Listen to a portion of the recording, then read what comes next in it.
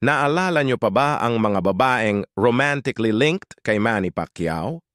Well, kung hindi pa, balikan natin ang 6 na babaeng di umano'y nagkaroon ng relasyon sa ating pambansang kamao.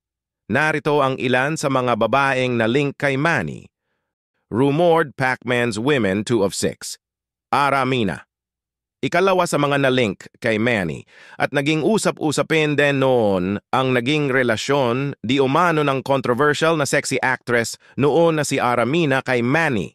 Katatapos lang magsama ng dalawa noong 2008 sa pelikulang Anak ng Kumander nang kumalat ang tsismis na may relasyon nga silang dalawa.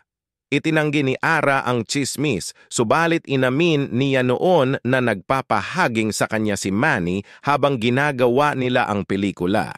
Lahat naman yata ng leading men nagpapahaging, sabi ni Ara noon. Hindi siya seryoso, parati siyang nagpapatawa, saad nito. Subalit hindi raw talagang naging sila.